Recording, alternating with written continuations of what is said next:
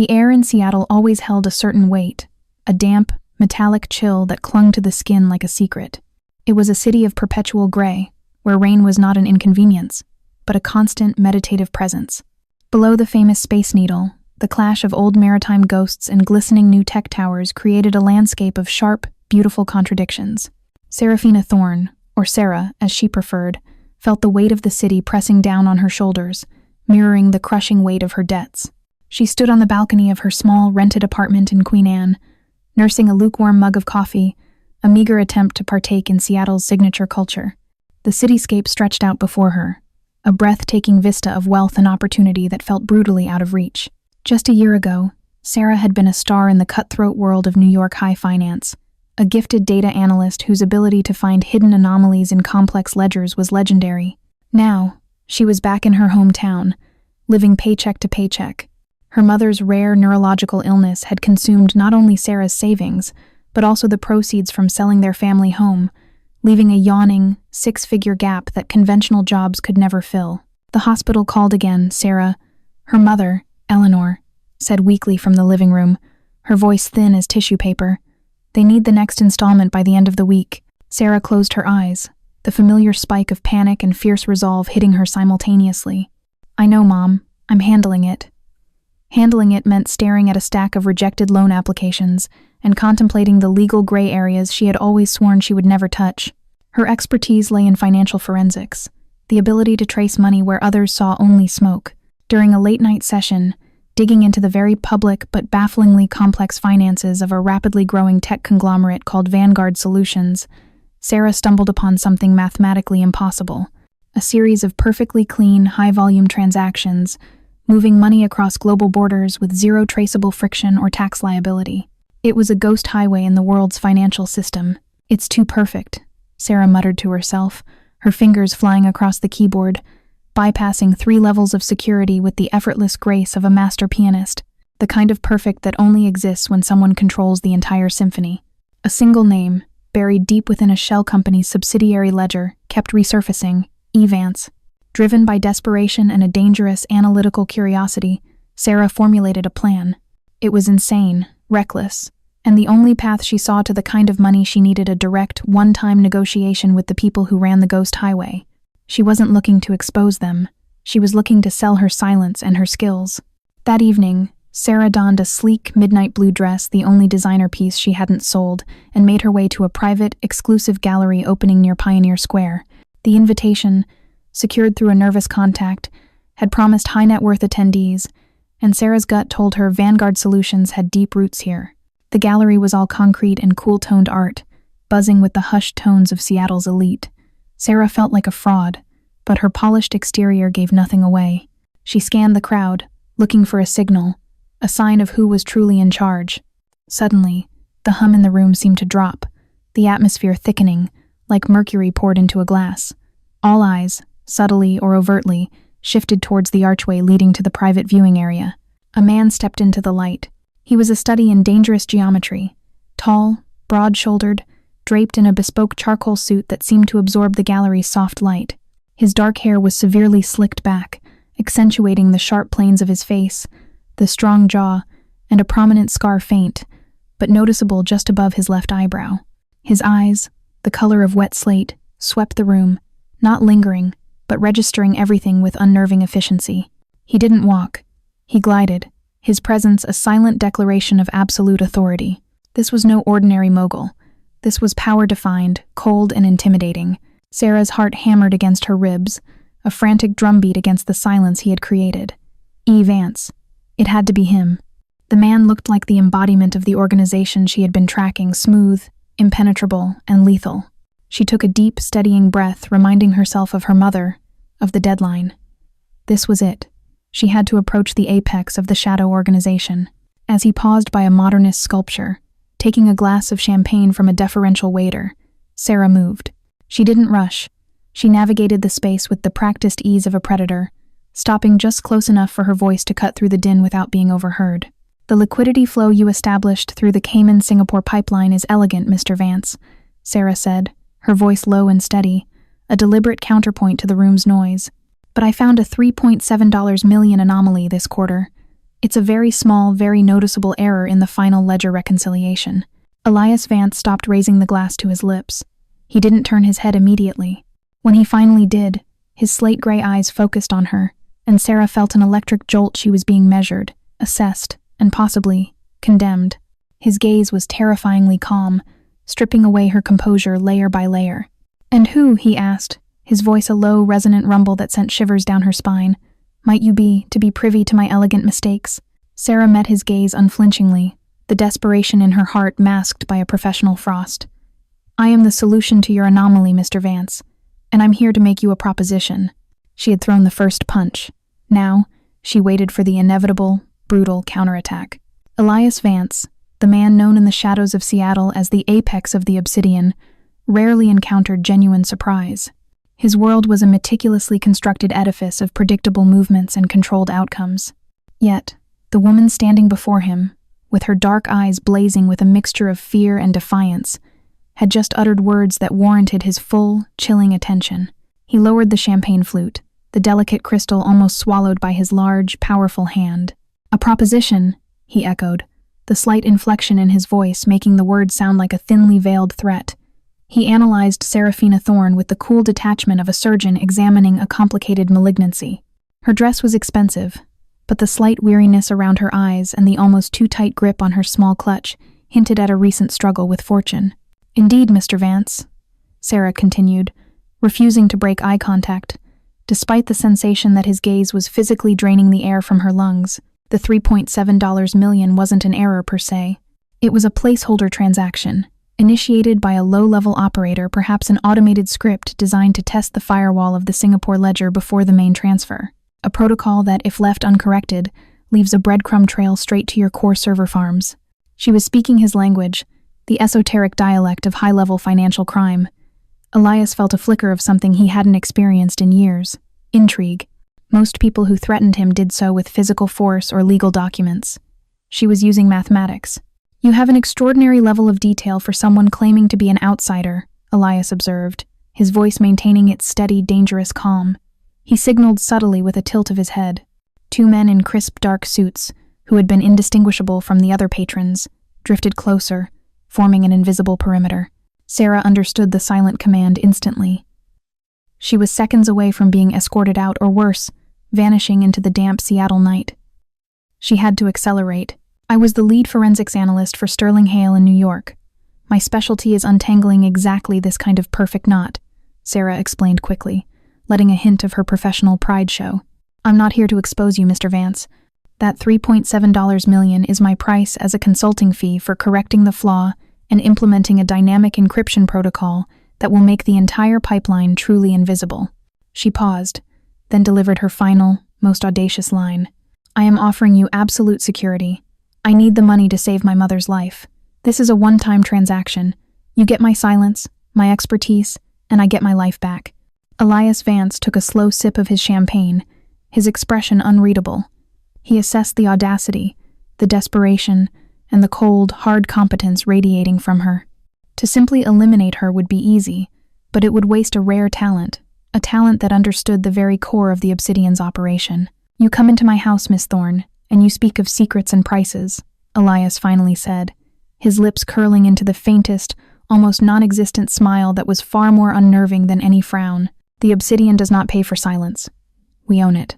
He placed the champagne flute on a passing tray.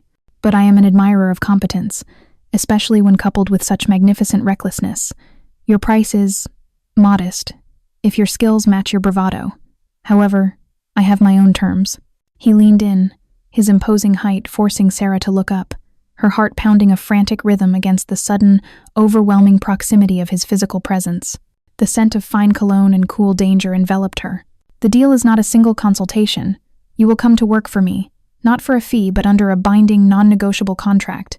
You will fix the errors you claim to see and continue to find the ones I have missed. If you succeed, your debt is cleared, and your mother receives the finest, most discreet medical care available, funded by me. If you fail, or if you ever attempt to leak any fraction of what you know," his gray eyes locked onto hers, and the air turned icy, "the consequences will extend far beyond yourself, Miss Thorne. Do we have an agreement?" Sera knew she had walked into a cage, but the bars were gilded, and the promise of salvation for her mother was the key. She looked at the man who was both her potential savior and her executioner. "I accept your terms, Mr. Vance," she said, her voice a strong, clear bell in the tense silence. "When do I start?" Elias nodded, a slow, deliberate movement of his head. A look of satisfaction, cold and absolute, crossed his face. "Now," he stated simply. He extended a hand towards her, not in a friendly gesture, but as a silent command. "Welcome to Vanguard Solutions, Miss Thorne. Or as we prefer to call it among ourselves, the Obsidian." Sera placed her trembling hand in his. His grip was firm, powerful, and utterly devoid of warmth, a seal on a deal that promised either everything or nothing. Her new life in the shadow of the Mafia Lord had begun. Elias Vance's hand was a stark contrast to Seraphina's, radiating a controlled intensity that felt like a low-frequency hum of danger. As their fingers briefly intertwined, a silent, powerful contract was sealed, not with ink, but with mutual, high-stakes necessity. "You will accompany me," Elias stated, releasing her hand and turning his back, an act of supreme confidence that she would follow. "We have an immediate appointment where your expertise will be tested. Consider this your orientation." Sera barely had time to nod before one of the silent bodyguards, a man with the impassive face of a statue, gently steered her toward the gallery's exit. The air of polite society instantly dissipated. She was no longer a guest. She was now property, a valuable, high-risk asset belonging to the Obsidian. They exited the gallery through a discreet service door into a cobblestone alleyway, where a black, armored Mercedes Maybach awaited. The vehicle was discreet, yet imposing, a perfect reflection of Elias Vance himself. Inside, the luxury was opulent supple leather, ambient lighting, and absolute, soundproof silence. Elias settled across from her, his posture impossibly straight. He opened a sleek, military-grade tablet and tapped the screen, causing the display to glow with lines of complex, color-coded code. "The problem you identified is localized in the financing anchor, our primary distribution node," Elias began, his tone purely transactional. The $3.7 million placeholder was not a test by a low-level script. It was a deliberate maneuver by a competing faction, attempting to plant a digital signature, a time delay tracer, within our framework. Sera's eyes widened slightly. The stakes were far higher than she had anticipated. This wasn't just fixing a flaw, it was diffusing an information warhead. If they can trace the origin of that tracer, they can map your entire network, Sera analyzed immediately, her professional mind kicking into overdrive, pushing aside the fear. "Your competitor is looking to cripple Vanguard Solutions' legitimate face by linking it directly to the Obsidian's underground activities." "Precisely. Which brings us to your test," Elias said, his eyes finally meeting hers again, challenging her. "You have 3 hours. We are en route to the North Tower, where Vanguard maintains its operational server core. You will use my resources to not only remove the tracer but to reverse engineer its origin, giving me the identity of the faction behind the attack." He leaned forward slightly, his gaze piercing. "This is the fundamental difference between our worlds, Miss Thorne. You hunted for numbers, I hunt for the people behind them. If you can deliver the name, you prove your value. Fail, and you prove yourself to be a liability." The weight of the task felt monumental. She was being asked to perform a high-stakes counter-espionage maneuver on state-of-the-art systems under the terrifying scrutiny of the most powerful criminal in Seattle. "I need administrative access to the Anchor's root directory and a clean sandbox environment," Sera demanded, matching his intensity. "I also require a specific algorithm sequencing suite, the Phantom Protocol. It's proprietary, but I know how to circumvent its licensing key." Elias watched her, a faint, predatory glint in his eyes. He wasn't displeased by her demands. He was calculating her true worth. "I have already anticipated your needs," he replied smoothly, pressing a button on the armrest. "The Phantom Protocol is yours. The sandbox awaits. But understand this, Seraphina. It was the first time he had used her full name, and it sounded intimate and menacing at the same time. In this world, necessity is the only currency. You are necessary to me right now. Don't let that change." The car ascended the winding hill towards downtown. As they drove past the brightly lit windows of ordinary life couples dining, families walking, Sera felt an immense chasm opening between her old world and the glittering, terrifying reality of the Obsidian. "One question, Mr. Vance," Sera asked, her voice quiet but firm. "What is the name of the competing faction? Knowing their profile helps me anticipate their next move." Elias paused, his thumb hovering over the tablet screen. He hesitated for a beat, a rare crack in his impenetrable facade, before revealing the answer. They call themselves the Azure Consortium. They control the old European shipping routes and have been trying to digitalize their operations for years. Their apex is a woman named Alara Costas. He paused again, a deep, unsettling silence filling the space. She is meticulous, utterly ruthless, and an old enemy of my family. She will not stop until the Obsidian is reduced to ashes.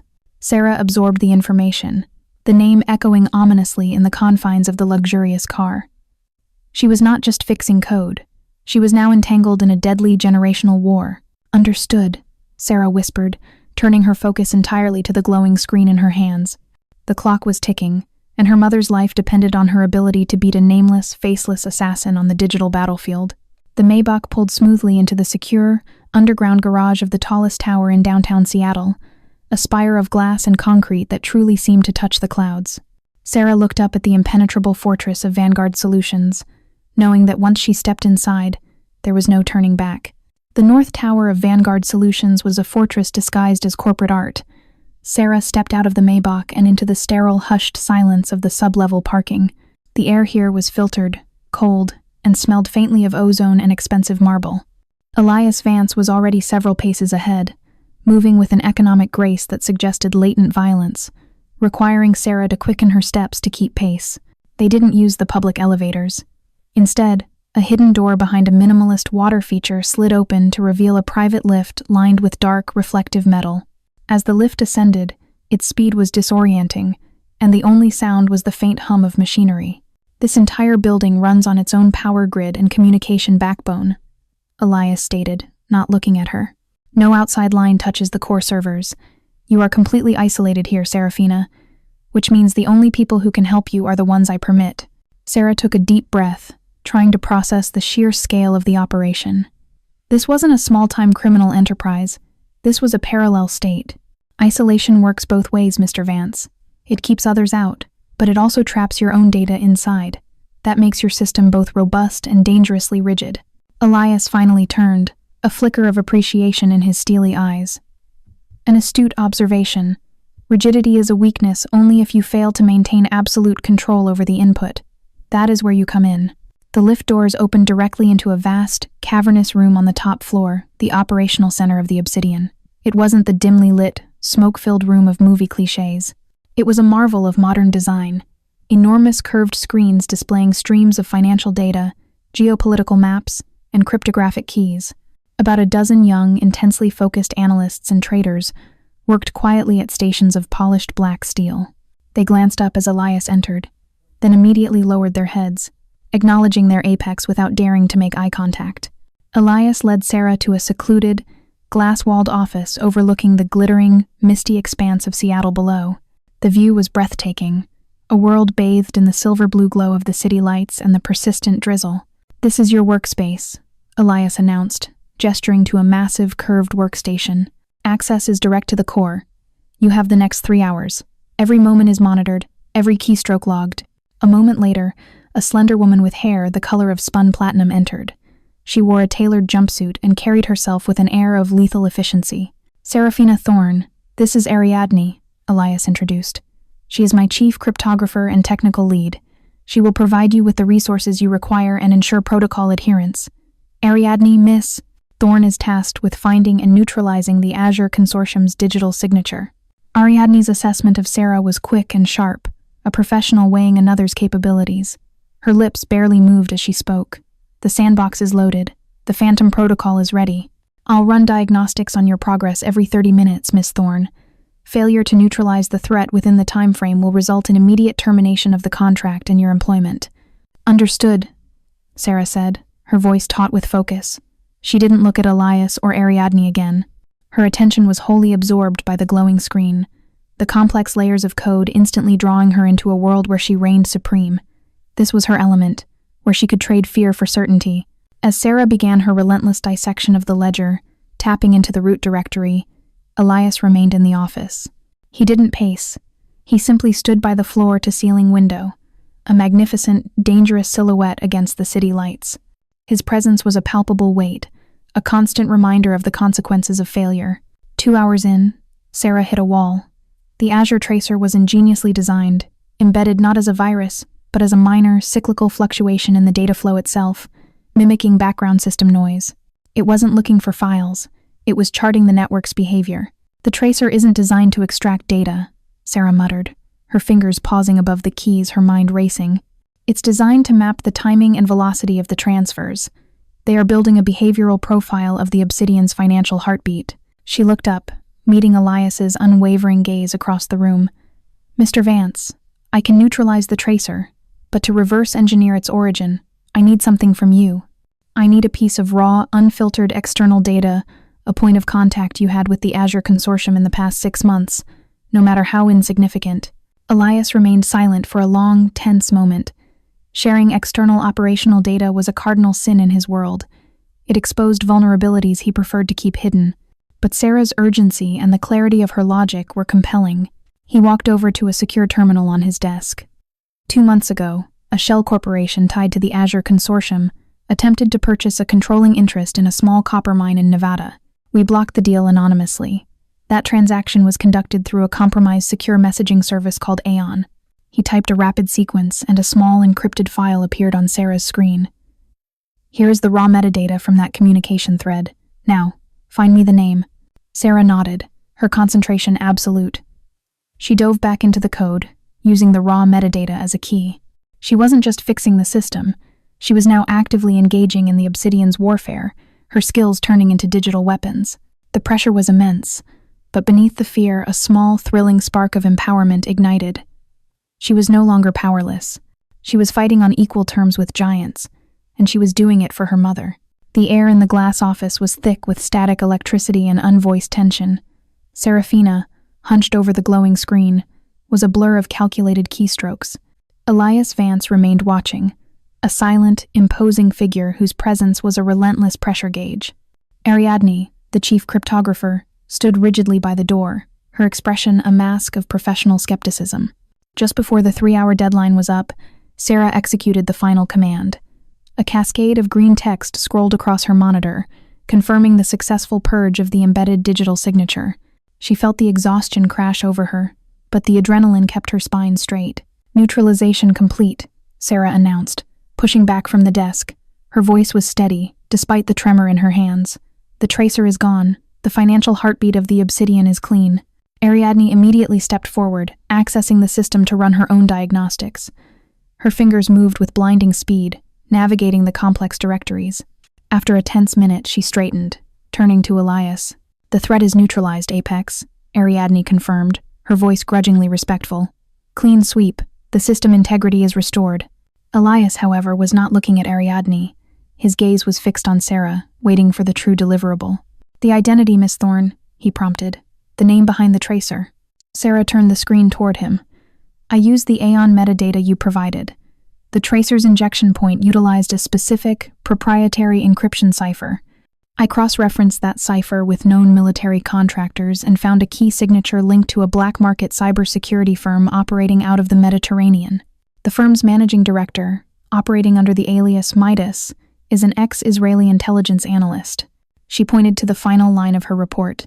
"But Midas is merely the hired gun. The command structure that initiated the protocol is tied to a specific IP range registered to an old, non-functional textile factory in Piraeus, Greece. That factory is owned by a holding group called Kyklos Ventures, and the sole director of Kyklos Ventures is Ilara Kostas." Ariadne inhaled sharply, the first involuntary reaction Sera had witnessed from the technical chief. The evidence was irrefutable, tied directly to the apex of the Azure Consortium. Elias walked slowly toward the desk, studying the screen. He didn't smile, but a deep, dangerous sense of satisfaction emanated from him. "Brilliant, Seraphina. You have not just proven your worth, you have confirmed my oldest suspicions. Ilara is moving her warfare into the digital sphere." He turned to Ariadne. "Assign Miss Thorne the highest security clearance for non-permanent assets. Set up her long-term residence within the protected perimeter of the Vance estate. She is not to leave the compound without my express, written permission." "Yes, Apex," Ariadne replied, still staring at Sera with a mixture of awe and cold resentment. Sera watched the exchange, her brief moment of triumph overshadowed by the realization of her new imprisonment. "Wait, Mr. Vance. Residence? I agreed to work for you, not to be a prisoner. My mother is still at home. She needs me." Elias leaned against the desk, his imposing figure dwarfing her. "That is precisely the point, Seraphina. You now know the truth about the Obsidian and the Azure Consortium. You are a nuclear weapon of information, and weapons must be secured." He softened his tone, a calculated shift that was almost more intimidating than his anger. "Your mother's care is now my responsibility, as per our agreement. She will be moved this evening to a private, luxury medical suite, fully staffed, fully discreet, completely financed, but you will not be with her. You will be here, where you are safe, and where your movements are known." "Safe?" Sera challenged, her voice rising slightly. "Safe from whom? From you or from Alara Costas?" "From both, perhaps," Elias conceded with a dark amusement. "The Obsidian is a cage, Seraphina, but it is a cage of steel. Outside, you are vulnerable. Inside, you are guarded by my entire network. This is the first rule of my world. You are either loyal and protected, or free and expendable." He extended his hand again, this time holding a thin, sleek smart card, her new access pass. "Trust is a commodity that is earned slowly here. Your performance tonight bought you access, not freedom. Now, let's go. You have earned a transfer to your new accommodations." Sera took the card, her fingers brushing his. The exchange was a symbolic transfer of ownership. She had secured her mother's survival, but at the cost of her own liberty. She was now a player in Elias Vance's brutal game, a high-stakes pawn on his meticulously crafted chessboard, where every move was a risk and every promise was a gilded chain. As they left the high-tech sanctuary, walking toward the private elevator, Sera wondered if she would ever see the genuine rain of Seattle again, or only the polished, filtered glass reflecting the rain she had traded away. The Vance estate was a masterpiece of secluded luxury, nestled deep in the wooded, affluent hills overlooking Lake Washington. It was less a house and more a modern, sprawling fortress, protected by layers of technology and silent, armed guards. Sera was taken to her new chambers, a large, minimalist suite furnished with exquisite taste but devoid of any personal warmth. It felt less like a bedroom and more like a high-security holding area. Later that evening, after a tense, solitary dinner monitored by the ever-present Ariadne, Sera found herself in the estate's vast, dimly lit library. The walls were lined with rare first editions, but the silence was oppressive. She knew she was being watched, monitored by hidden cameras and listening devices. She sought refuge in a massive, leather-bound volume on economic history, but her mind was elsewhere, replaying the day's brutal exchange with Elias. He had granted her mother safety, but stripped Sera of her autonomy. Suddenly, the library door opened, and Elias entered. He was no longer in his sharp suit, but wore a simple, dark cashmere sweater and tailored trousers, making him appear less like a warlord and more like a dangerously attractive, brooding academic. "You find comfort in the written word, Seraphina?" Elias asked, his voice low, cutting through the silence. He walked toward the fireplace, running a finger along the cold marble mantelpiece. "It offers a certainty that your world does not, Mr. Vance," Sera replied, closing the heavy book with a decisive thud. "History is fixed. Your future and mine is perilously uncertain." Elias turned, his slate-gray eyes meeting hers. "Uncertainty is where true power lies, the ability to dictate the outcome, despite the chaos. You have proven you understand the dynamics of chaos on the financial ledgers. Now, let's see if you understand the personal cost." He walked closer to her, stopping a few feet away. "Tell me, Seraphina, why the desperation? Your skills could command a legitimate fortune. Why did you risk everything for a one-time life-or-death gamble?" Sera bristled, feeling the invasive nature of his curiosity. "That information is irrelevant to my contract." "Everything is relevant here," Elias countered, his voice hard. "I need to know your breaking point, your loyalty's anchor. You speak of fixing flaws in my system. I need to understand the flaws in yours. Is it truly just your mother?" Sera hesitated. The professional facade she had maintained since meeting him wavered. The exhaustion, the fear, and the memory of her mother's fading health combined into a crushing vulnerability. "When I was 20, I lost my father suddenly. We had no money, only debt," Sera confessed, her voice barely a whisper. "I watched my mother nearly break trying to keep us afloat. Now, she is sick, truly sick, and I will not watch her sacrifice herself again. The medical system sees her as a balance sheet, a cost. You saw her as leverage. I choose your leverage, Mr. Vance, because it guarantees her survival." Her eyes were dark with unshed tears, but her chin remained defiant. The revelation was not meant to elicit sympathy, but to establish a boundary. Elias studied her face. He saw not just the desperation, but the raw, unyielding strength of her familial loyalty. It was a kind of devotion he understood intimately, yet rarely encountered in his world. He walked to the large window, looking out at the foggy woods. "My father died when I was 19, he said, his voice surprisingly devoid of his usual cold authority, tinged with a distant, hollow sound. He was not sick. He was assassinated in front of me, in a botched attempt to take over what was then just a small, struggling network." Sera froze. She had expected to hear about power, not pain. "I had to bury him, take the reins, and eliminate every single threat before the age of 20. There was no time for grief. There was only time for control." Elias turned back, and the faint scar above his left eyebrow, usually barely visible, seemed more pronounced under the ambient light. "The cost of my control is absolute isolation. I built the Obsidian to ensure I never have to witness that vulnerability again." "So, you choose to inflict isolation on others," Sera noted quietly, a sudden, unexpected wave of empathy washing over her. She realized his controlled coldness was a suit of armor, forged in profound trauma. Elias walked slowly towards the leather chair Sera had abandoned. He paused, his large frame hovering over the book. He didn't deny her accusation. "We both have deep scars, Seraphina," he concluded, his voice resuming its usual low, authoritative tone. "Yours fuels your desperate fight for freedom. Mine fuels my absolute need for control. Know this. Your mother will be safe, not because of your contract, but because I understand the power of that primal bond. And I do not break my word on matters of family." The tension in the room remained, but the nature of it had shifted from a purely professional threat to a dangerous, personal understanding. Sera realized the most dangerous thing about Elias Vance wasn't his power, but the hidden, wounded man beneath the armor. A man who might inadvertently share her vulnerability. The following weeks established a fragile, high-stakes routine. Sera's days were spent in the Vanguard North Tower, delving deeper into the Byzantine financials of the Obsidian, eliminating vulnerabilities, and building digital defenses against the Azure Consortium. Her nights were spent in the suffocating silence of the Vance estate, perpetually aware of the unseen boundaries and constant surveillance. Elias Vance, meanwhile, treated Sera as a prized, highly valuable instrument. Their interactions were strictly professional, sharp, intellectual sparring matches conducted over complex data streams and strategic planning. She found him to be mercilessly intelligent, capable of predicting market shifts and human treachery with frightening accuracy. The shared moment of vulnerability in the library had been a one-off, quickly buried beneath layers of business formality.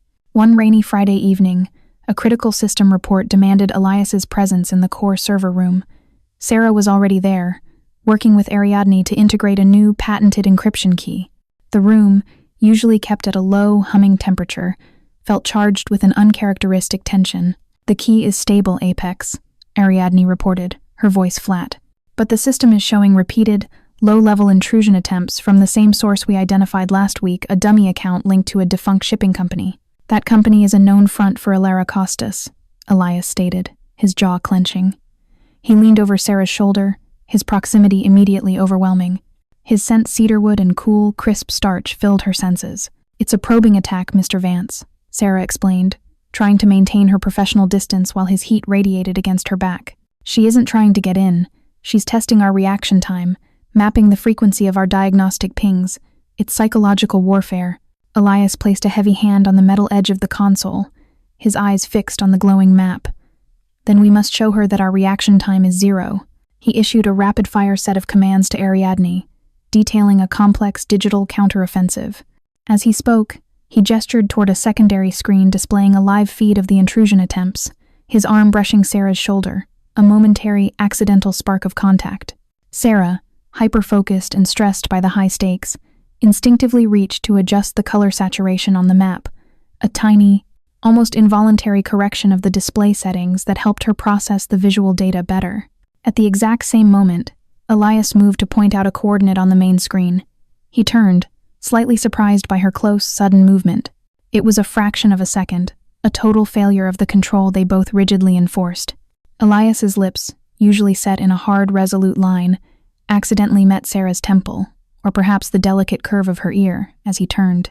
The contact was brief, a mere whisper of warmth against her skin, but it was electric, shocking, and profoundly illegal in the context of their relationship.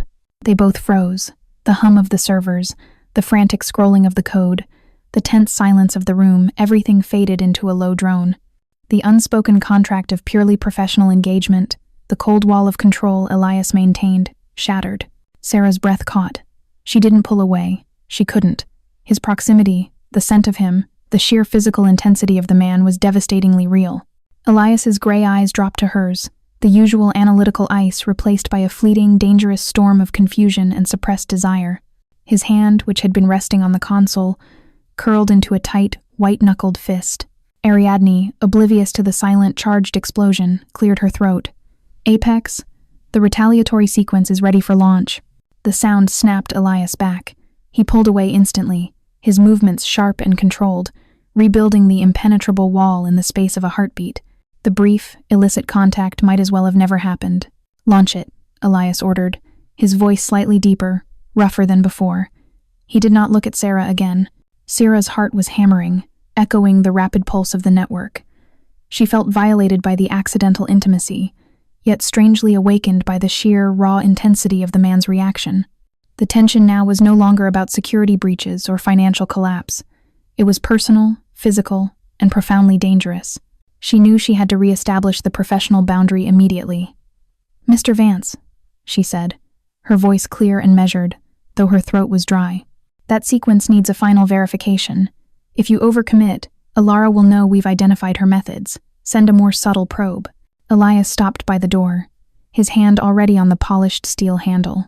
He hesitated for a moment, then turned back, his gaze cold, yet holding a searing undertone. "Ariadne, stand down," he commanded. "Run the probe," Seraphina suggested. "She has an instinct for discretion that we must not ignore."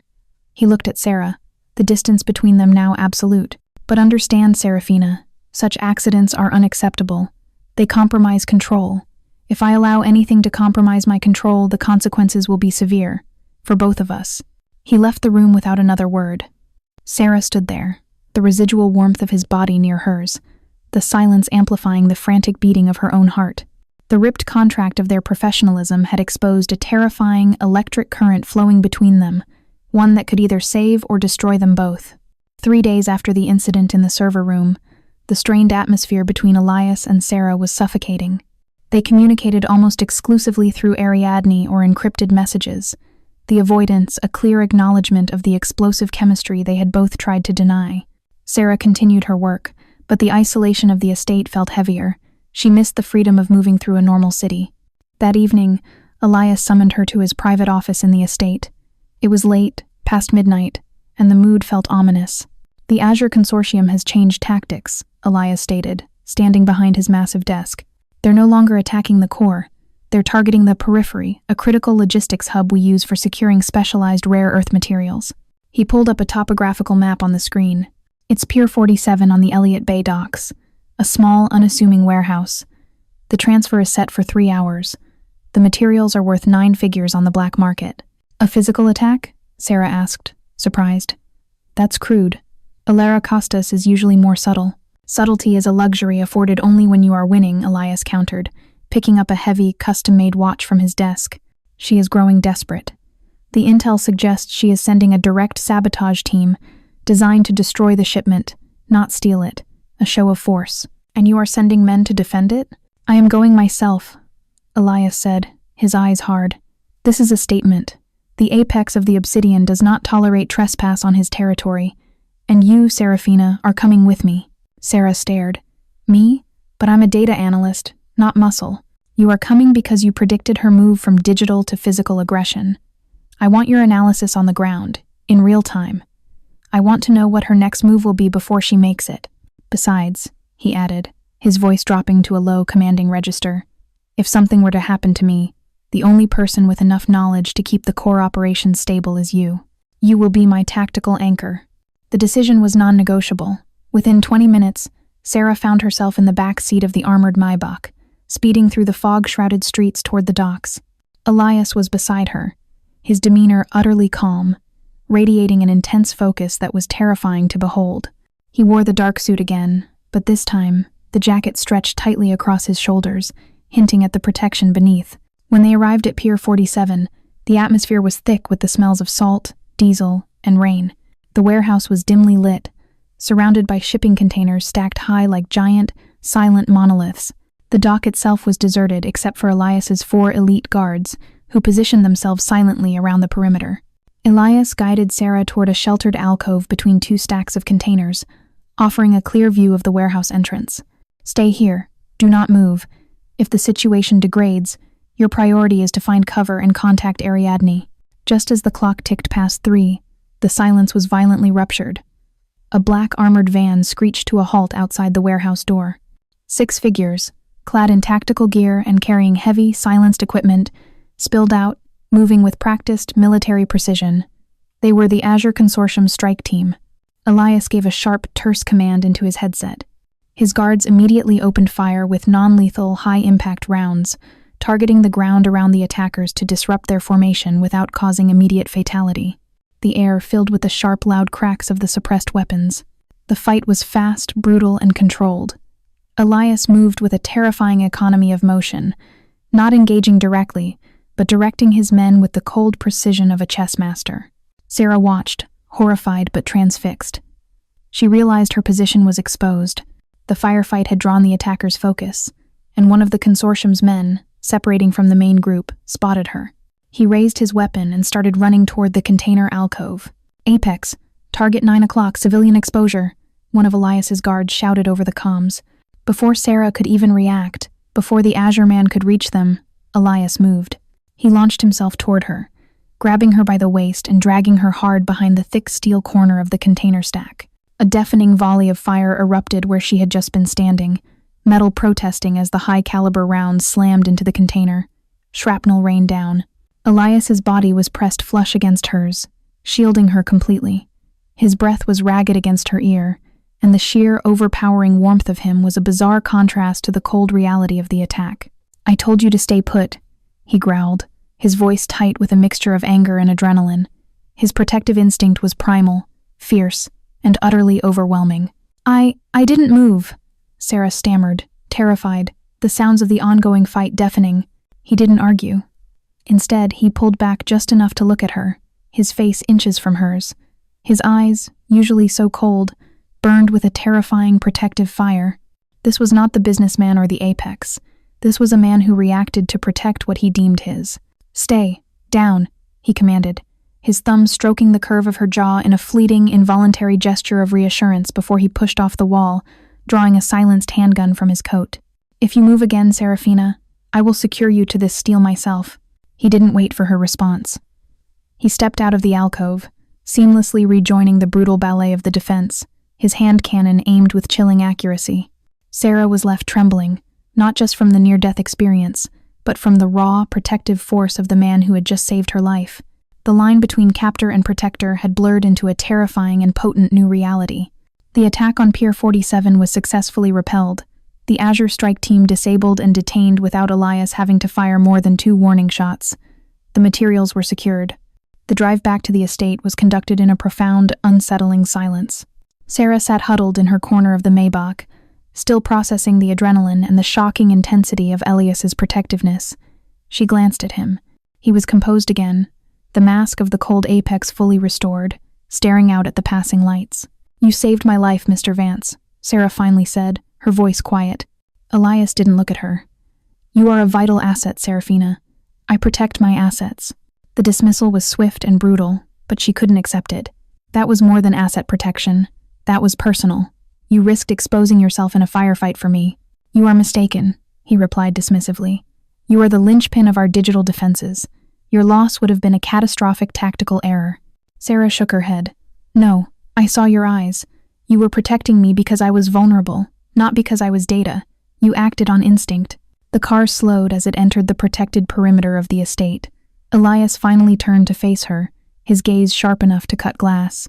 "Instinct is a luxury I cannot afford," he stated firmly. "But since you insist on analyzing the situation, I will give you a different analysis."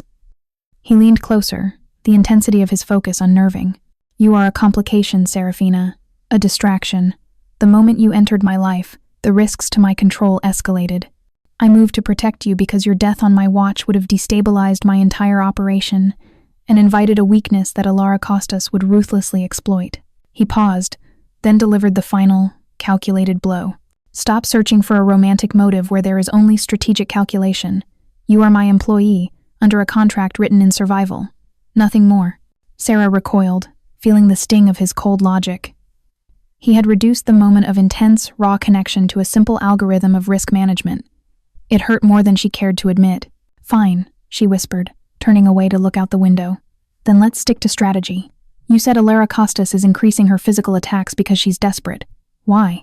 Elias allowed the change of subject, recognizing the strategic pivot. He settled back, regaining his professional composure. "The Azure Consortium is bleeding money. Their traditional logistics, shipping, and ports are under intense scrutiny from global regulators.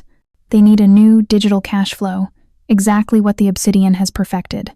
That is why she wants your digital blueprint. And this brings us to the half-truth." Sera turned back, suddenly alert. "What half-truth?" "The $3.7 million anomaly was not just a tracer," Elias revealed, his voice dropping to a conspiratorial level. "It was a Trojan horse carrying a complex data packet. Once inside the system, the packet began to quietly, slowly, siphon off information about one very specific ledger, a ledger that details my control over the global rare earth market." "You mean the materials we just secured tonight?" Sera asked, piecing the information together. Elias nodded grimly. "It's far more than that. This ledger is the Obsidian's true foundation. It details a network of global political figures, industry giants, and intelligence operatives, everyone who profits from this market. If Alara gets that list, she doesn't just damage me. She triggers a global financial and political collapse. She wins by destroying the entire board." Sera stared at him, the gravity of the revelation hitting her with full force. She hadn't just fixed a flaw. She had prevented a global catastrophe, a catastrophe that would have implicated the highest levels of power. "And you kept this from me? Why?" "Because if you knew the true depth of the danger, you might have fled," Elias said, a raw honesty creeping into his voice. "I needed you focused on the technical fix, not the apocalyptic consequences. I gave you the minimum truth necessary for your survival. Now, you know the full scope. You are fixing not just my system, Seraphina, but the stability of a precarious, global structure." The confession was a chilling blend of calculated strategy and a rare moment of trust. He had revealed the extent of his operation and the magnitude of the enemy. Sera realized the stakes had just multiplied exponentially. She was no longer just saving her mother. She was standing on the precipice of an international shadow war. "Understood, Mr. Vance," Sera said, the professional chill returning to mask her turmoil. "The game has just become much more dangerous. I will reinforce the firewall immediately." She didn't mention the accidental touch, the protective instinct, or the fear that now laced their charged connection. The strategic necessity of their alliance had just superseded everything else. The full gravity of the Obsidian's operation and Alara Costas's objective settled heavily upon Sera. She spent the next few days in a relentless cycle of analysis, constantly upgrading and stress testing the digital core. The knowledge that she was the only one who truly understood the intricate structure of the rare earth ledger gave her a strange, quiet power. However, the imposed imprisonment at the estate began to gnaw at her. The constant proximity to Elias, the charged silence, and the lack of control over her own life became intolerable. She knew her professional value, and she decided to leverage it. During a late-night operational review in the estate's command center, a hidden room behind the library, Sera confronted Elias. "I need to see my mother," Sera stated, interrupting his review of a financial audit. Elias didn't look up from his screen. "She is secure, Seraphina, fully cared for. You receive daily updates on her improving condition. That is sufficient." "No, it is not," Sera insisted, stepping closer to his desk. "She is the entire reason I made this deal. You promised me her care. I need to physically see her, know that she is truly well, and that you have kept your promise. If I cannot verify your compliance, my dedication to this project will be irrevocably compromised." Elias finally raised his eyes. They were hard and assessing. "You are attempting to manipulate me. That is unwise." "I am exercising the leverage you granted me," Sera countered, standing her ground. "You need my focus to prevent a global meltdown. My focus requires peace of mind. Give me 2 hours in a supervised setting. If you deny this simple request, consider me distracted, ineffective, and fundamentally compromised. Can you afford that risk, Mr. Vance?" She had used his own language against him, the language of risk, asset management, and control.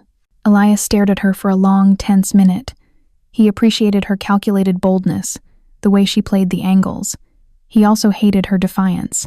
1 hour, supervised, Elias conceded, his voice sharp with frustration. "Tomorrow, 10 a.m., you will be escorted by 4 men, and you will not leave her suite. You will wear a monitored tracking bracelet. Do you understand the severity of the consequences if you attempt to send a single signal or break protocol? Perfectly, Sera confirmed, a small, triumphant sense of control returning. I am a strategist, Mr. Vance. I only make calculated moves. The next morning, the visit was as sterile and controlled as Elias had promised. Sera was taken to a luxury penthouse suite at a downtown hospital, where her mother, Eleanor, was resting comfortably. Eleanor looked better than Sera had seen her in months, the medical care clearly working wonders. The sight of her mother smiling, genuinely peaceful, was worth every ounce of risk Sera had taken. However, the presence of the 4 silent, armed bodyguards and the oppressive weight of the tracking bracelet prevented any true moment of intimacy. You look well, my love, Eleanor whispered, squeezing Sera's hand. Tell me, how is your new job? It's very sudden. It's demanding, Mom, Sera replied, forcing a bright smile. But they value my work. It's exactly what we needed. As she spoke, Sera subtly brushed her mother's pillow, her hand moving beneath the plush silk edge, executing the calculated move she had planned. She left a tiny, near-invisible data stick, not containing information about the Obsidian, but a heavily encrypted letter to a trusted former colleague in New York, outlining a secret, legitimate emergency fund she had established years ago. It was her true failsafe, a final, non-Obsidian-related safety net. I am a strategist, Mr. Vance. I only make calculated moves. The risk was immense, but Sera needed to know that if the contract collapsed, her mother would still have a chance. She was establishing her own secret game board. When Sera returned to the estate, she was met not by Ariadne, but by Elias. He was waiting in the main hall, his expression grim. The security report from the hospital just came in, Elias stated, walking toward her with slow, deliberate steps. They found a minor alteration in the pillow, casing thread count after your departure. Explain it. Sera's blood ran cold. He hadn't found the drive, but he had noticed the almost imperceptible disturbance. His control was absolute, terrifying. I was emotional, Sera said, meeting his gaze with forced defiance. I was checking the quality of the bedding. You promised her luxury care. I was verifying your compliance, Mr. Vance. He didn't believe her, but the lie was plausible enough, built on the foundation of their previous conversation. He knew her drive to protect her mother was boundless. Elias stepped closer, until they were almost touching. You are an untamable piece on my board, Seraphina. You constantly seek leverage, even in moments of apparent sentimentality. That is why I value you, and why I can never truly trust you. He paused, his eyes burning into hers. You will not be visiting her again until the threat from Alara Costas is permanently neutralized. If you attempt another unauthorized move, your mother will be moved to a location where your access and my control is absolute, and you will never know her whereabouts. Do we understand each other? We do, Sera confirmed, her voice barely a whisper, the victory of the secret data stick souring into the bitter taste of defeat. She had successfully made her move, but she had lost her only chance at contact. The high-stakes game had just entered a new, far more dangerous phase. The incident at the hospital served as a harsh wake-up call for both of them. Elias doubled the physical and digital surveillance on Sera, making her confinement absolute. Sera, in turn, focused her energy into her work, calculating her next move with glacial precision. Weeks passed in this tense standoff, until a crisis far bigger than their personal antagonism erupted. One morning, the operational center at Vanguard was thrown into chaos. Alarms blared not the subtle code alerts, but loud, red-level physical intrusion warnings. Elias and Sera rushed to the main screen in the estate's command center. The digital map of Seattle showed a blinking red icon overlaying the Vanguard North Tower. What is it? Elias demanded, his face tight with controlled fury. Ariadne's voice came over the comms, strained and panicked. Apex, it's a physical breach. They're not targeting the servers. They hit the sub-level utility lines, the power backbone. They've disabled the emergency power. The core system is running on a localized, low-capacity battery supply. We have 45 minutes before complete shutdown. Alara, Elias hissed, slamming his fist on the desk. She knew I'd reinforced the digital core. She went for the infrastructure. It's brilliant, actually, Sera muttered, staring at the schematic. If the core shuts down, the digital ledger self-destructs to prevent unauthorized access. But the self-destruct is designed to run only if the system is compromised digitally. If it's a hard power down, the destruction is incomplete, leaving fragments of the rare earth ledger recoverable by a remote harvest program. Elias looked at her, his eyes blazing with the gravity of the situation. She's playing for the fragments. She only needs 10% of that data to trigger the collapse. Ariadne, what's your status on restoring power? Elias demanded into the comms. Apex, the utility junction is a maze of explosives. We can't send men in yet. We need time to disarm. Elias shut off the comms, running a hand through his slicked-back hair, a rare display of distress. 45 minutes, and we are here, 4 miles away. If the power fails, the Obsidian is finished. Sera took a step toward the screen, her fear giving way to a frantic focus. No. The remote power supply. The North Tower has a secondary, highly concealed power generator, isolated from the main grid. You showed me the schematics once, near the rooftop data farm. It requires a manual override. Elias cut in, his eyes widening with understanding. It's on the 70th floor, a secure key, a 10-digit code, and an optical scan. It's never been used. It's a risk, but it's our only chance to buy Ariadne the time she needs to clear the lines. Sera argued fiercely. But that section of the building will be vulnerable. Ilara's team will know that's the weak spot. Then we go, Elias stated, grabbing his suit jacket from the back of the chair. We? Sera questioned, surprised. I can give you the key codes and the location. You have men, and you are the only person who knows the internal layout of that utility room well enough to execute the override under pressure. More importantly, Elias looked at her, his expression a desperate plea disguised as an order. I need you with me. If I am compromised, you are the only one who can ensure that Ledger destroys itself completely. Sera stared at the screen, the red blinking icon a death knell. She was being asked to step directly into the line of fire, this time not as a tactical observer, but as the primary operative. She thought of her mother, peaceful in the luxury suite. This was the moment of truth. Fine, Sera said, her resolve hardening. The override sequence requires the correct biometric key. My scan is not in the system. Your presence is non-negotiable, Mr. Vance. You open the room, I execute the override. Let's go. Elias looked at her, a profound gratitude flashing in his eyes, quickly masked by his usual icy demeanor. He grabbed her arm, his grip hard and urgent. This is it, Seraphina. We are not employer and analyst anymore. We are partners in survival. Fail this, and everything we fought for your mother's safety, my empire vanishes. They ran from the command center, the alliance forged not by desire, but by the cold, immediate necessity of survival. The board had been flipped, and Elias Vance and Seraphina Thorne were suddenly the last pieces standing against total annihilation. The emergency drive to the North Tower was a blur of flashing lights and sirens, a jarring violation of the Obsidian's usual covert operations. In the back of the Maybach, Elias and Sera worked in frantic, synchronized silence. Elias was coordinating the remaining defense teams, while Sera memorized the highly complex, multi-stage manual override sequence for the hidden generator.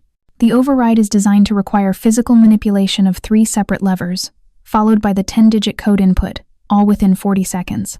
Sera recited, her eyes closed, visualizing the control panel. If the sequence is broken, the system locks us out permanently. Ilara's team will be expecting us, Elias noted grimly, checking the tactical readouts. They will know the generator is the logical countermeasure. This is a trap, Seraphina. We'll make it their trap too, Sera countered, her professional edge sharpened by adrenaline. The override room is small. It has 1 entry point. We have to be faster. They arrived at the North Tower's secure sub-level garage, which was eerily dark due to the power failure. The air was thick with smoke from the utility attack.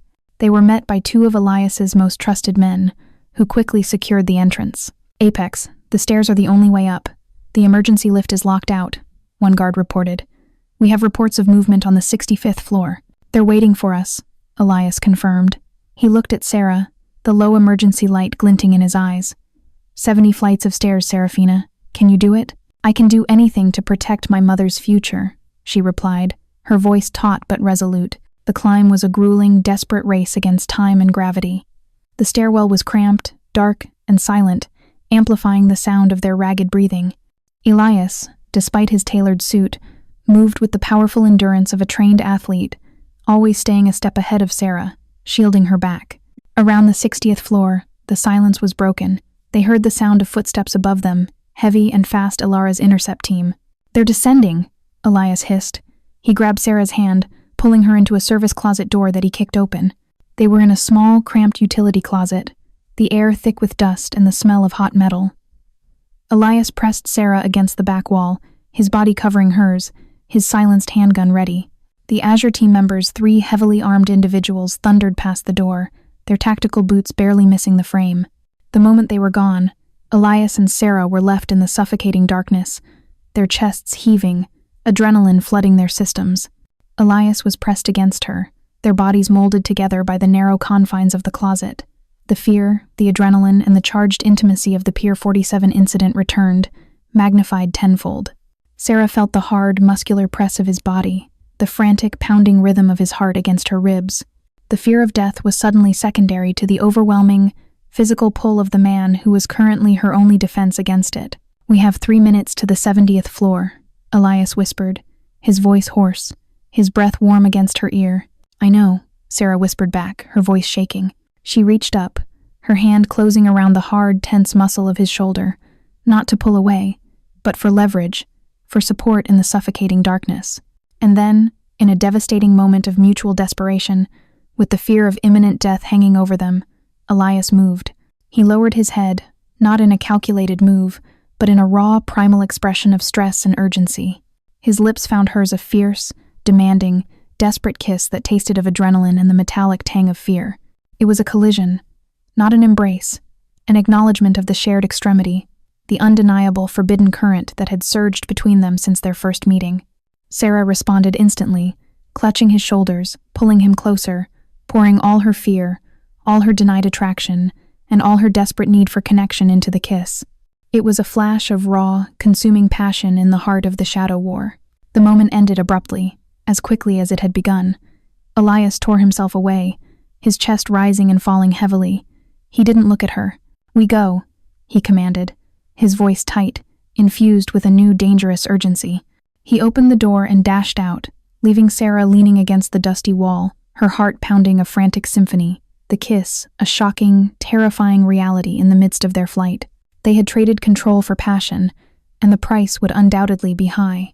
Driven by the shocking intimacy and the immediate threat, they reached the 70th floor access door. The panel was secured with a heavy magnetic lock. "Biometric scan now," Sera urged, her focus sharp despite the internal chaos. Elias pressed his palm against the scanner. A low chime sounded, and the heavy door hissed open, revealing a small, windowless utility room housing the generator controls. Sera dashed inside, her eyes immediately finding the manual override panel. She had less than 30 minutes before the core system crashed. Elias stood guard at the doorway, his weapon drawn, covering the stairwell. "Inputting the code," Sera muttered, her fingers flying across the keypad. She entered the first 7 digits. Then, she paused. The last 3 digits were a sequential biometric key tied to the system architect who had designed the backbone 5 years ago. "What is it?" Elias demanded from the doorway, his voice low and tense. "The last 3 digits are encrypted. I need the key for the sequence architect," Sera replied, her mind racing. "The architect was a ghost. He disappeared the moment the system went live," Elias said, frustration creeping into his voice. "I only ever knew his alias, Daedalus." Sera's fingers froze over the keypad. The name Daedalus triggered a forgotten, painful memory, a suppressed past. "No," she whispered, her face draining of color. "That's impossible." "What is it, Seraphina? We don't have time." Sera turned to face him, the fear replaced by a cold, devastating realization. "Daedalus wasn't an architect, Mr. Vance. He was an associate, my father's associate." Elias lowered his gun, momentarily stunned. "Your father? The one who died?" "He didn't die of natural causes, Elias," Sera revealed, the formal address abandoned in the heat of the moment. "My father, Arthur Thorne, was investigating the beginnings of the Obsidian years ago. He found evidence of their digital expansion and went into hiding, forcing me to believe he died to protect me. He only left me one clue, a sequence, a number he called his final key, in case he ever needed to be found." Sera turned back to the keypad, her fingers shaking.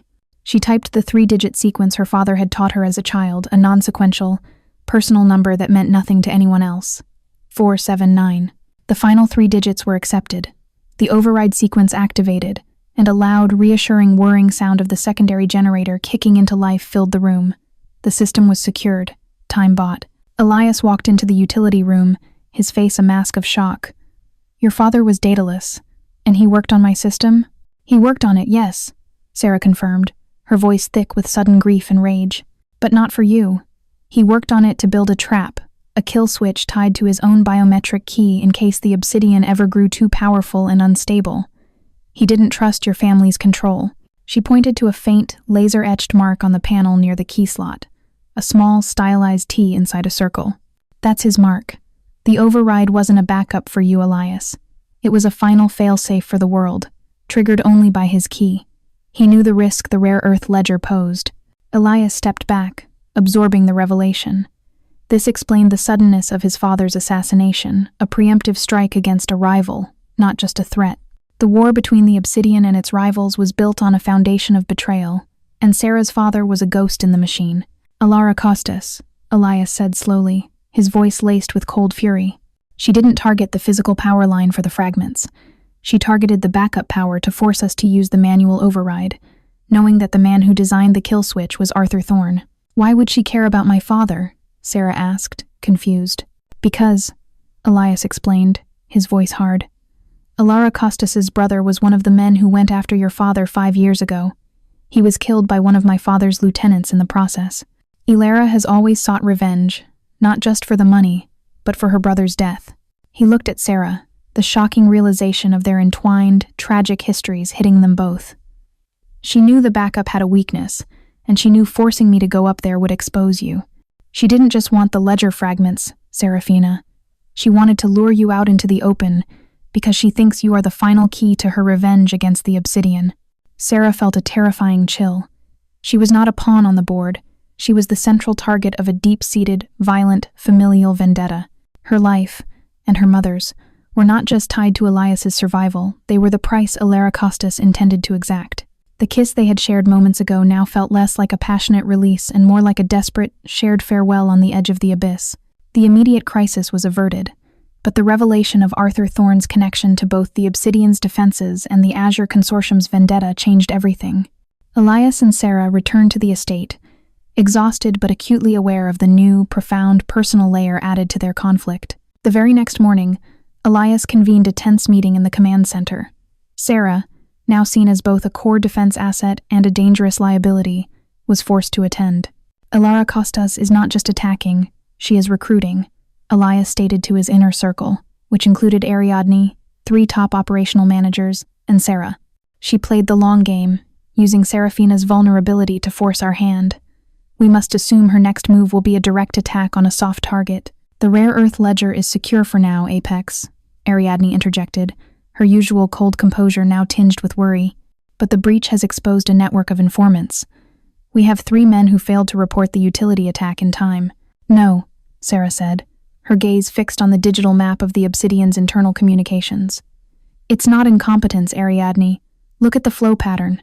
The 3 individuals, Maintenance Chief Darian, Security Officer Graves, and Financial Analyst Chen, all had immediate, high-priority notifications that they actively dismissed.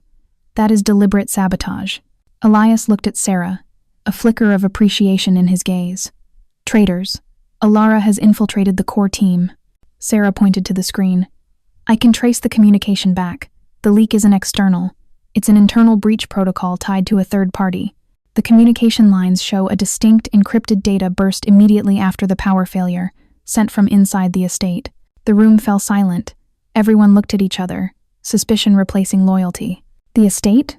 Elias demanded, his voice dangerously quiet. Impossible. Our security is ironclad. Sera shook her head. Ironclad for external threats, yes. But the sender used an old-generation quantum encoder, one designed to slip past modern firewalls by appearing as system noise. Only someone who built the early network, or someone who inherited a key from that era, would have access. She looked directly at Ariadne, who had inherited her position from the first generation of Obsidian technicians. Ariadne's face was impassive, but her lips were pressed into a thin, unnatural line. Ariadne, Elias said, his voice flat, emotionless but infinitely lethal. Explain the communication anomaly traced to your secure terminal 2 weeks ago. Ariadne didn't flinch, but her professional mask finally cracked, revealing a deep-seated bitterness. My terminal, Apex, is the only one with legacy access codes. I was running a diagnostic to update the obsolete security framework, a known vulnerability. A known vulnerability or a known loophole? Sera challenged, seeing the hesitation. The old generation quantum encoder requires 2 key elements, the obsolete hardware and the Daedalus 3-digit sequence. Arthur Thorne's key. How would you have access to that sequence, Ariadne, unless you had a direct link to the original architect? Ariadne's eyes narrowed, finally meeting Sera's with pure hatred. You think a debt-ridden analyst can suddenly expose a loyal technician who has served the Obsidian for 10 years? 10 years of loyalty? Or 10 years of waiting for the opportunity? Elias intervened, his voice a low, terrifying growl. He was no longer asking, he was executing a sentence. The truth, Ariadne. Now. Ariadne's resistance crumbled under the intensity of his gaze. She took a shuddering breath. Alara offered me a way out, Apex. She knew my father served your father, and he died for it. He was expendable. She promised me a life of true freedom in Europe, and a place where loyalty isn't paid for in fear. Ariadne looked at Sera, her voice dripping with venom. And you, the daughter of the man who created the final trap, you just waltz in and replace 10 years of my service in 2 months. You got the access, the protection, and the promise of a life I could never have. Alara said you were the weakness. I simply proved it. The betrayal was stunning. Ariadne, Elias's trusted second-in-command, was Alara's plant, her own vengeful link to the past. Security, Elias commanded, not raising his voice, but the words slicing through the tension like a razor. Confine Miss Ariadne. All access revoked. No communication. Immediate review of all her logs. As 2 silent large guards escorted the defiant Ariadne out, a cold realization settled over Sera. Ariadne hadn't been targeting the Obsidian as a whole. She had been specifically targeting Sera's position and influence. Elias walked over to Sera, his face etched with grim exhaustion. You didn't just find a traitor, Seraphina. You found the person who kept us both under maximum surveillance. She was the final barrier to my control, and yours. He looked at her, and this time, the gratitude was undeniable, profound, and deeply unsettling. You are the only person in this organization I have left to trust the enemy's target, the traitor's rival, and the keeper of my most vital secrets. You are the Obsidian's last line of defense. The shifting allegiance was complete. The ruthless apex of the criminal world had been stripped bare by betrayal, leaving only one person he could rely on, the woman who was forced into his life by desperation.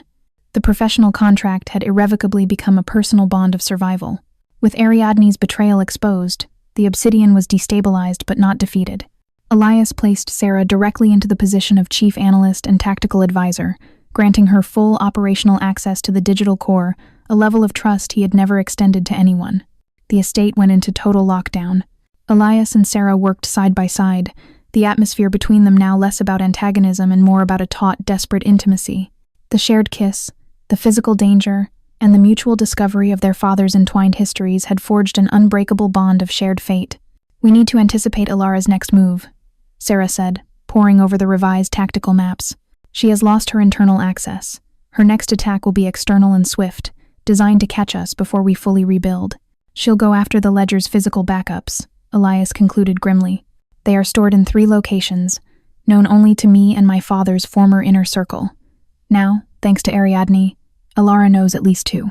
No, Sera said, her gaze fixed on the logistics map. She won't go for the backups. She wants to hurt you, Elias. She wants revenge for her brother and her family's lost power. She'll go after something non-replaceable, something personal.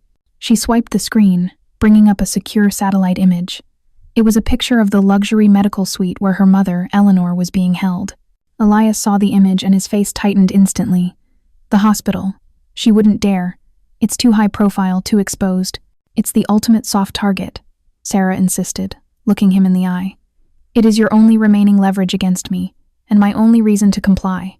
By attacking her, she removes your control over me and exacts revenge for the men your family killed. It is the perfect, personal statement. Elias stood up, his posture radiating barely contained fury.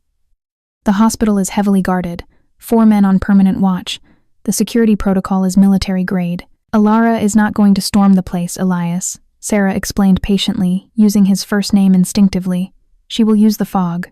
Sera pointed to the weather forecast displayed on a corner of the screen. Dense, rolling fog expected to blanket the downtown Seattle area at 4 a.m. It's a perfect visual cover for a snatch and grab, Sera analyzed. She will use an aerial drone or a specialized climbing team to access the rooftop penthouse, exploiting the cover of the fog to bypass ground security and high-angle cameras. It is the signature move of a former military operative. Elias walked around the desk, stopping right behind her chair. If you are right, she could be hours away from striking. We don't have time to move her now. The transport would be a greater risk. Then we reinforce the perimeter, Sera stated firmly. But we need to use this as a trap. We can't just defend. We have to eliminate the threat, or she will keep coming. Sera turned her chair to face him, the small, enclosed space of the command center making the intimacy between them intensely charged. Elias, this is my fault. My connection to my father, my vulnerability, it brought her here. I need to be the one to bait her team. Absolutely not, Elias countered, his voice sharp with finality. You are the target, Seraphina. You stay here. I will deploy every man I have. Your men will defend the perimeter. They won't eliminate the source, Sera argued, reaching out and placing her hand on his arm, the gesture bold and necessary. I know her mindset. She operates on emotion, disguised as strategy. She will be there, overseeing the operation from a nearby vantage point. I can predict her moves, Elias. We need to lure her out, and the only way to do that is to make her think she has successfully isolated and captured her target. Elias looked down at her hand on his arm, then into her determined eyes. He saw not desperation, but a fierce, cold resolve that mirrored his own. What is the plan? He finally conceded, his control wavering under the combined weight of fear for her and the need to end the war. We send a decoy team to the hospital, creating a brief distraction when the fog rolls in. Sera explained quickly. I will wait here for your return, but I need you to give me something to make Alara believe I have fled the estate and am hiding, waiting for pickup. Something like what? A signal. A coded fake distress call, sent from a burner phone to a low-frequency channel, a channel only she would monitor, knowing the signal is not from the Obsidian's network. She'll think I slipped away from you and am seeking refuge. She'll follow the signal, bringing her out into the open, away from the safety of her perimeter. Elias stared at her, an expression of profound, complex emotion on his face. He saw the cold logic of a genius strategist and the reckless self-sacrifice of a loving daughter. If I do this, Seraphina, you will be exposed and completely vulnerable, he warned. This is the final move. If you are wrong, you will be lost. If I am right, Sera replied, her hand tightening on his arm. We end this war tonight. My mother gets her freedom, and you get your control back. Do you trust me, Elias? The question hung in the air, the ultimate test of their strange, shared intimacy. Elias leaned down, his eyes dark and intense.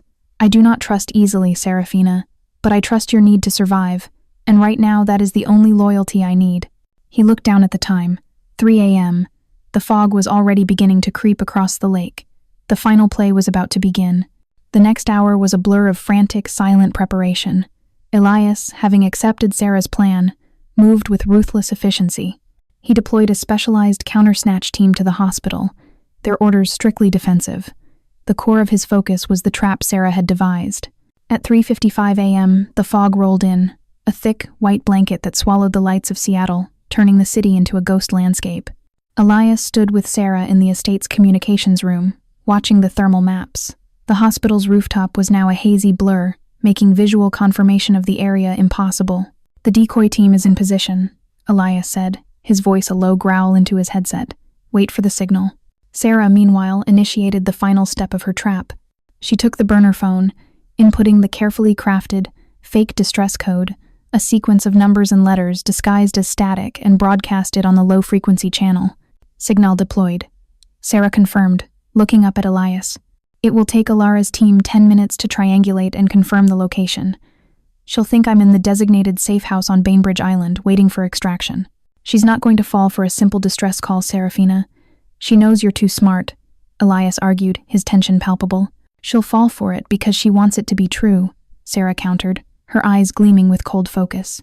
The narrative of the captive who escapes her captor is too tempting for a strategist like Alara. It will confirm her own pride. It's what she would do. The tension was suffocating. Elias walked over to a secure cabinet and pulled out a small, customized handgun, checking the magazine. This is where I leave, Elias stated, turning to face her. I have to intercept her team and lead the final counteroffensive. I cannot be compromised by the target. Sera nodded, her expression serious. She walked up to him, her hand going to the lapel of his suit, straightening the crease that was already perfect. The gesture was intimate, a silent acknowledgement of the danger he was walking into. Be careful, Elias, she whispered, her voice laced with genuine fear. You go in, you end the war.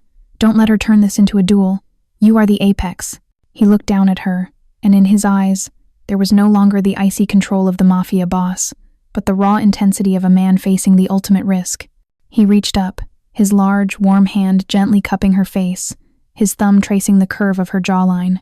"If I don't return, Seraphina," Elias said, his voice low and firm, "the self-destruct protocol is tied to my final digital signature. You will have 30 seconds to extract your mother and initiate the final code, destroy the ledger, and survive." He didn't wait for her reply. He closed the remaining distance, pulling her into a fierce, consuming kiss, a promise, a warning, and an implicit confession. It was a kiss of farewell in a world where goodbyes often meant forever. Elias then released her, turned on his heel, and walked out of the communications room, leaving Sera alone with the silent, blinking screens and the burner phone, which was still broadcasting its subtle, false lure into the fog. Sera sat down, forcing herself to breathe, her mind already calculating Alara's inevitable countermove. She had to stay focused. She was the bait. 10 minutes later, the radio channel dedicated to the estate's perimeter security crackled. "Apex, we have aerial drone signatures approaching the Bainbridge safehouse location," a guard reported frantically. "2 aircraft, tactical speed. They fell for the trap, sir." Sera's heart leaped. The first stage was successful. Alara had taken the bait, believing Sera had fled. But just as relief washed over her, the communication system went silent. The radio crackled once more, and a cold, female voice cut through the static, a voice that was chillingly calm and sophisticated. "Hello, Seraphina. I trust you sent a handsome decoy team to your mother's hospital suite." A thoughtful, albeit transparent gesture. Sera froze, her blood turning to ice. "Alara Costas. I see your strategy, Seraphina. The decoy team at the hospital, the fake distress signal to lure me to Bainbridge. You are as clever as your father." Alara's voice was laced with a chilling amusement. "But you forgot the first rule of warfare. Never reveal your true position to the enemy, especially when the enemy is watching you at home." A low, guttural noise echoed over the comms, the heavy grind of a metal door being forced open not at Bainbridge Island, not at the hospital, but somewhere in the estate itself. "I didn't care about the ledger, Seraphina. I only cared about you," Alara continued, her voice now much closer, amplified through a breached security speaker.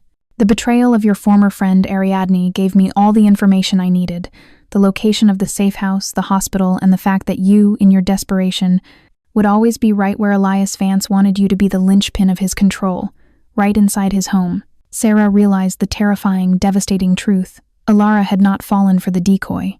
She had used the moment of distraction, Elias and his men rushing out to 2 false locations to launch the real attack on the only unprotected location, the estate itself. The door to the communications room slammed open. Standing there, framed by the chaos, was Alara Costas. She was a striking woman, impeccably dressed, with eyes as sharp and unforgiving as broken ice. She was flanked by 2 huge, silent enforcers. "I don't want the ledger, Seraphina," Alara said, stepping into the room, her voice triumphant. "I want to trade you for the only thing that truly matters to Elias Vance: control." Sera was captured. The final exchange had been initiated, and the price was her freedom. Sera was held captive in the estate's wine cellar, a deep, thick-walled vault that Alara had quickly converted into a temporary prison. Alara sat across from her, calmly sipping a vintage Bordeaux, the epitome of sophisticated cruelty. "Elias Vance is a predictable man," Alara mused, setting her glass down. "He has committed his resources to 2 ghosts, the hospital and Bainbridge. He will realize his error soon, but by then it will be too late. You are the bargaining chip. You won't get the ledger," Sera stated, her voice trembling slightly, but her eyes fixed on Alara's. "Elias will activate the self-destruct protocol the moment he realizes I'm gone." "Ah, but you are wrong," Alara smiled, a cold, predatory curve of her lips. "He will not destroy his empire for a single, albeit talented analyst. He will negotiate, and I know precisely what to ask for. The deactivation key to Arthur Thorne's kill. Switch your father's little time bomb." Sera finally understood the true endgame. Alara didn't want the ledger data. She wanted to eliminate the only existential threat to her own future rise, the kill switch that Sera's father had hidden in the Obsidian system. Suddenly, a loud, urgent tone broke the silence of the cellar. Alara checked a secure satellite phone on the table. "It seems the Apex has finally realized his mistake," Alara chuckled, picking up the call. Elias's voice, cold and laced with explosive rage, cut through the speaker. "Alara, you have crossed a line that cannot be uncrossed. Release Seraphina Thorne immediately." Such indignation, Elias, Elara purred. I am simply holding your most valuable asset. The price for her safe return is simple. I want the deactivation sequence for the Daedalus protocol, the kill switch. Send it to me in the next hour, and I release Seraphina. Refuse, and I will ensure that the final, most devastating secret of your rare earth ledger, your political contacts, is leaked to the international press. Sera's heart hammered. This was the moment. The political contacts were Elias's ultimate defense. If they were exposed, the entire structure of the Obsidian would collapse, taking Elias down with it. You won't expose them, Elara. Elias's voice was terrifyingly calm now. If you do, every major government on that list will hunt you to the ends of the earth. You will have gained revenge but lost everything else. A risk I am willing to take to ensure the final demise of the Vance Empire, Elara retorted. 1 hour, Elias. Send the code, or watch your world crumble. Elara ended the call, smiling at Sera. He will send it, Seraphina. He has to. He is a man who values control above all else. His empire is his identity. Sera knew Elara was right. Elias would sacrifice her to save the system, but she also knew that the brief, desperate kiss, the protective instinct, and the shared history had changed him. You don't understand him, Elara, Sera said, her voice steady now. You see an empire. I see a man who has learned the value of loyalty. He's going to come for me. Just then, the satellite phone rang again. Elara snatched it up, her smile fading. What is it? She barked into the phone. The response from her subordinate was frantic. Madam, the decoy signal. It was a reverse feed. It wasn't Seraphina fleeing. It was a pre-recorded loop designed to lure us out. We are surrounded at Bainbridge. The Obsidian's tactical response team is closing in. Elara's eyes widened in fury and shock. No, I anticipated the decoy. I calculated the misdirection. You calculated the misdirection of a strategist, Elara, Sera explained, rising from her chair, her eyes blazing with triumph. But you didn't calculate the misdirection of a woman protecting her mother.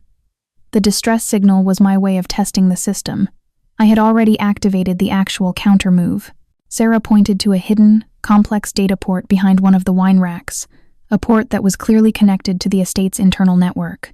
You brought a satellite phone and an extraction team, Sera continued, walking slowly towards the wall. But I knew the cellar had to be connected to the backup ventilation and communications.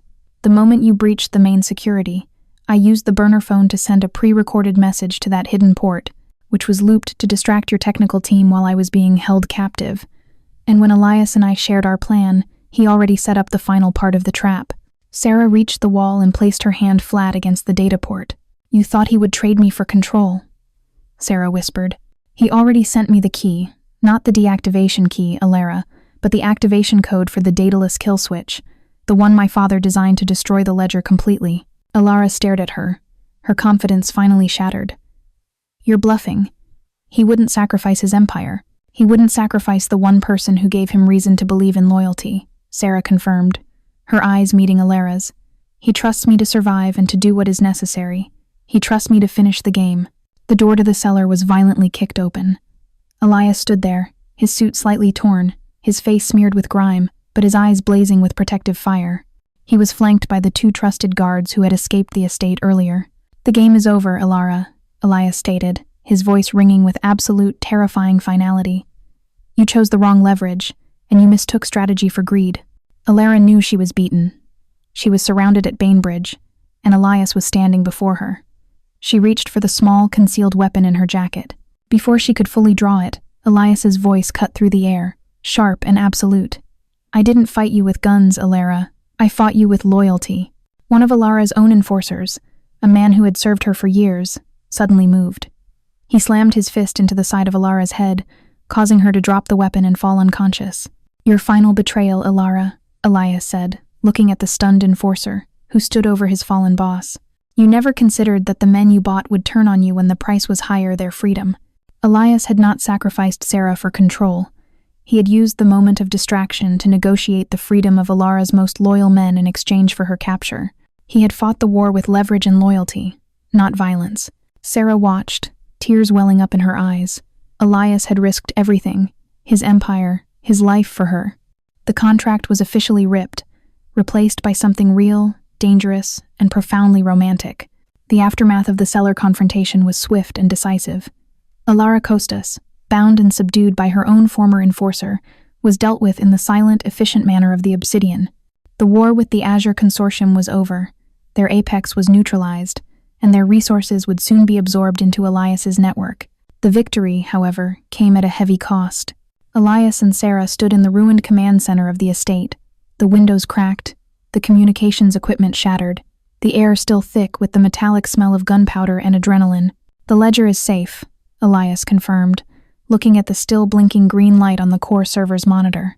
"You're quick thinking the reverse feed, the hidden port, it saved everything, Seraphina." Sera looked at him, the exhaustion of the night weighing heavily on her. "And the price you paid? You gave Alara's men their freedom. That's a massive loss of control, Elias. You created a network of unknowns who now owe you nothing." Elias walked over to her, his movements slow and deliberate. He stopped a foot away, reaching out to gently brush a lock of hair from her sweat-dampened face. "The old control, based on fear and threat, was failing, Seraphina," he admitted, his voice low and raw. "Ariadne's betrayal proved that. The price of their freedom was the only price I could afford to ensure yours. I fought this war to protect my empire, yes, but in the end, I fought it to protect you." He looked into her eyes, the gray depths filled with a devastating sincerity. "I would have lost everything to keep you safe. That is a kind of allegiance, a kind of control I never knew existed. It's a terrifying vulnerability, but I choose it." Sera reached up, placing her hand over his. The intimacy of the moment, the acceptance of their profound, shared bond, was overwhelming. "And my father's kill switch?" Sera asked quietly. "You sent me the activation code. You were willing to destroy your own empire. Because an empire built on the risk of global collapse is no empire at all," Elias stated firmly. "Arthur Thorne was right. The power was too centralized, too dangerous. You and your father showed me the flaw. The first thing we do, Seraphina, is use that code to trigger a controlled, decentralized fragmentation of the rare earth ledger. We destroy the political threat and rebuild on a foundation of clean, diversified assets." He leaned his forehead against hers, the gesture a profound blend of tenderness and exhaustion. "I need you, Seraphina, not as an employee but as my partner. You are the only person who can keep my conscience and my system clean. You are the future I was too afraid to build." The silence that followed was heavy with promise and the acknowledgement of their shared dark past. But the dawn, though metaphorical, still brought its casualties. Later that morning, as the fog finally lifted, 2 senior operational managers entered the command center with grim news. The chaos of the night had allowed one of the 3 original traitors, Security Officer Graves, to escape the perimeter. Worse, Graves had taken the opportunity to empty the security vault of all liquid, non-traceable cash reserves, a personal stash of hundreds of millions. "Graves is gone," Elias said, his voice flat. "He took the war chest and vanished. He won't be able to touch the core assets, but he can disappear forever." "The price of chaos," Sera noted sadly. "He saw the opportunity and took it. That's a large loss, Elias." "It is the cost of my misdirection," Elias accepted, taking a deep, resolute breath. "I focused so entirely on Alara and your safety that I overlooked the small, opportunistic betrayals happening in the background. He is a loose end, a dangerous one, and he will need to be dealt with eventually." He looked at Sera, his gaze filled with a new kind of resolve. "But we will deal with him later. Right now, we deal with the consequences of our survival." Elias stepped back, taking both her hands in his, the formal grip replaced by a tender, unbreakable hold.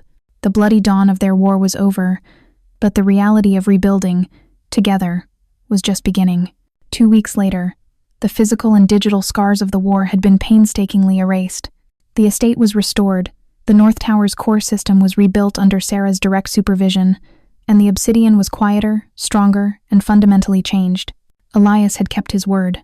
The Daedalus kill switch was used not to destroy the ledger, but to fragment and compartmentalize it, eliminating the sensitive political data and transforming the organization into a much cleaner, though still illegal, decentralized network.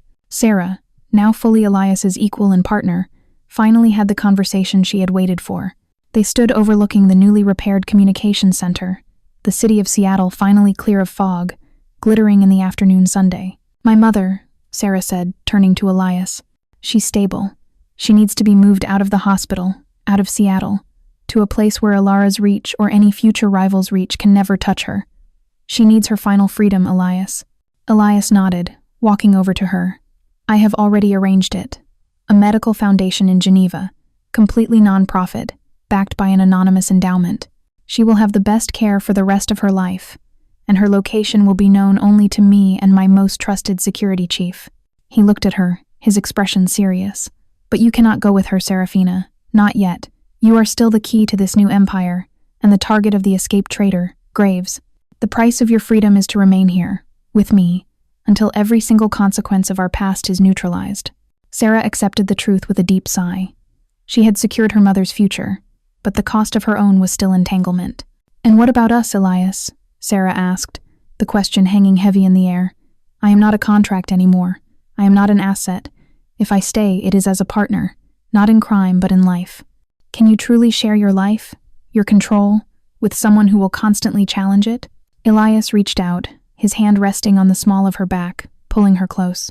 "You are the only person who can challenge my control and survive, Seraphina. You are the flaw in my system that makes it stronger, more humane. The old Elias Vance would have killed you or imprisoned you. The new Elias Vance knows that his strength is defined by the loyalty he inspires, not the fear he inflicts." "I am asking for more than just partnership," Sera pressed, looking up into his intense gray eyes. "I am asking for a future where the darkness does not define us, a clean future." "There is no clean future for us, my love," Elias confessed, his voice tender, yet steeped in the reality of his world. "There are only shades of gray, but we will paint those shades together. We will use the Obsidian to do things differently. We will become a force of controlled stability, rather than chaos. I will clean up the Empire, Seraphina, but I will do it as your husband." The word hung in the air, a shocking, unexpected weight of commitment. "Your husband?" Sera whispered, the romantic notion a stark contrast to the dangerous reality. "Yes," Elias confirmed, his gaze intense. "A marriage of convenience, necessity, and absolute, undeniable loyalty. We are bound by the secrets of our fathers and the fight for our future. I will give you everything, Seraphina. My name, my fortune, and the promise that I will never let anyone make you feel powerless again." He lifted his hand to her face, his touch reverent. "But you will be the final key to this new life. You will be the new apex of the digital world, managing the flow, cleaning the edges. You will have control, Seraphina, complete control over our future." Sera realized the magnitude of his proposal. It wasn't just a declaration of love, it was a transfer of power, an acknowledgement that she was his moral compass and his strategic equal. "I accept your proposal, Elias Vance," Sera said, her voice filled with a quiet, fierce resolve. "But understand this. I will not be merely cleaning your edges. I will be changing your world. We begin now." They sealed the promise with a kiss that was neither desperate nor urgent, but deep, committed, and full of the profound, dark love forged in fire and data. The price of their freedom was their combined future, a future still tethered to the shadows, but now guided by their shared light. 6 months later, the city of Seattle was buzzing with quiet speculation. The massive tech conglomerate, Vanguard Solutions, had undergone a sudden, profound restructuring. The whispers claimed that the elusive apex, Elias Vance, had taken a wife, the brilliant, uncompromising financial analyst, Seraphina Thorne, the new Mrs. Vance, often seen gliding through the corporate towers or managing discreet, high-level transactions, was widely rumored to be the true strategic mind behind the company's surprisingly clean, diversified portfolio. The political threats vanished, the violent competition subsided. The Obsidian, now truly operating in the shadows of the reformed Vanguard, was quieter, more controlled, and seemingly untouchable. Sera, now sitting in the glass-walled office at the North Tower, her office reviewed the final, heavily encrypted message from the Geneva Foundation. Eleanor Thorne is thriving, location secure. Her mother was safe, truly free, and that reality grounded Sera every day. Elias entered the office, his imposing figure still commanding, but softened by the easy familiarity of their shared life. He leaned down, placing a kiss on her temple. "The restructuring of the Asian anchor is complete," Elias reported, his arm resting lightly around her shoulders. "Your new algorithms have made the entire system 40% more efficient and virtually untraceable. You have transformed this empire, Seraphina." "We have transformed it, Elias," Sera corrected, glancing at him. "We are not finished yet. We have a debt to repay." They both knew the debt was Security Officer Graves, the opportunistic traitor who had fled with their non-traceable cash reserves and was now a dangerous, unstable wildcard. "Graves is in Macau," Elias confirmed, his voice reverting to its cold, strategic pitch. "He is attempting to set up a small operation, using my funds and my old methods. He is a consequence of our past, and we must neutralize him before he exposes us. Sera accessed a satellite image on her screen, a clear picture of a man matching Graves's description entering a small luxury casino. "We don't use violence, Elias. We use strategy," Sera stated firmly, resting her hand on his. "We don't need to hurt him.